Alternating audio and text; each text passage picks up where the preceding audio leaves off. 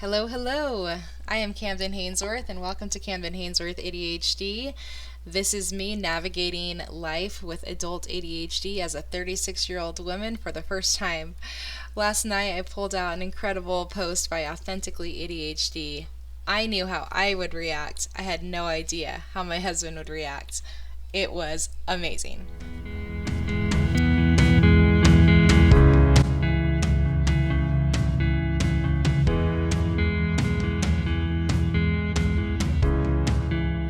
So, I'm so glad that you're with me. This is going to be an adventure to say the least.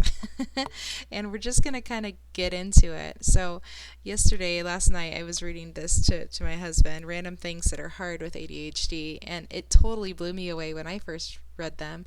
But I was not anticipating how much my husband would get out of them too. Number one, closing cabinets and containers. He started smiling so big. He's like, yeah.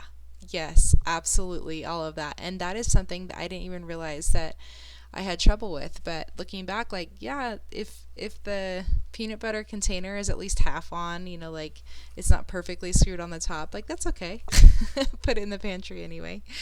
Next one, answering questions, recalling information on the spot, even when you know the answer. Oh my goodness, that is like totally my life in school. That's really why I had such a hard time with timed tests as well. Cleaning out the fridge. Nope, my husband's the only one that does that. If I ever do that, it's like a ginormous surprise. And I'm doing it to be like, listen, I'm giving you a gift. Not because I think it's good. Now, number 4 is like the biggest one, throwing away shampoo and conditioner bottles that are gone, but just chilling in your shower. Oh my goodness. I had no idea that this was a thing. Like, I just thought this was just how I don't know, I never even thought about it, but I do this all the time. In fact, if you go into my shower right now, I have 2 conditioners, 2 shampoos, and 2 body washes open. Not because I like the different scents, just because I like move back and forth, and one of them's almost gone, but I know there's stuff in the bottom, and so I'll use that sometimes and flip it upside down, but the other one is like easier to get to, so I'll keep that one there. And then even when it's empty, it's just like I am thinking about a million other things. Like I don't have time to throw that in the trash. It's literally 4 feet away. Why can't I just throw it in the trash can? Oh my goodness, it just cracks me up. But it's just the way that I guess I process. And my husband, I had no idea like that he would even notice that, and he has. And he totally was just almost cracking up with me about how much this is me. And I love this, guys. It's so liberating to know that these little things are just the way that my brain works. Like, I am thinking about so many other things. It's not hurting anything for those empty shampoo bottles to be in there. It's taking up space that's not like being used. It's in the shower. I'm sorry if your hand doesn't have an extra 3 inches to wave, carelessly in the shower because there's an empty bottle there. It's not that I haven't ever thrown a bottle away. It's just that I'll get to it when I get to it, and there's no harm in resting there. So I don't know if you guys have ever had a situation like this. I would love to hear your comments. I love to hear your stories, and like maybe even sharing with a spouse. Like, is this something that you guys have ever had arguments over? I have a very, very easygoing spouse, and so he just lives with me.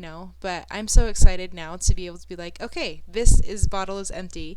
Normally my brain, I would not tell myself to throw this away, but I'm gonna do this. I'm gonna do this to not only help my husband feel better, but to get rid of a little bit more clutter in my life, and make myself a little bit more simplistic here in the shower. So anyway, I was just really excited and kind of giggled about that because it's such a real thing. I let my husband do all the mail. That's number 5 is mail. Getting it, checking it, doing something. Nope. I don't even touch it. He gets it every single day, and he takes care of it because I know that I wouldn't do anything with it. We have scrolling on your phone for 30 minutes instead of leaving the car. I've done that on occasion. Being in uncomfortable clothing.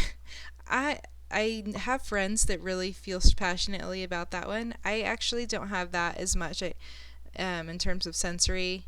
I just kind of deal with it, I guess. Driving, I am a really fast driver. I think that's where my thing is. And then the finest of decisions, what to wear, where to eat, what version of something to buy, I have had to tell myself, and I've almost hashtagged myself queen of good enough. Like, I know that that's one of my anxiety triggers, so I have kind of coached myself through that to not do that anymore. But that is my natural tendency. When you're excited to do something, but someone makes it seem like their idea, so you no longer want to, yeah. Like, give me the credit, or I'm not doing this at all. It's so selfish, but I think it's that creative side of my brain that if I come up with a creative idea, then I better be the one to be able to plan it out. In fact, I can give you one example, some insight to this.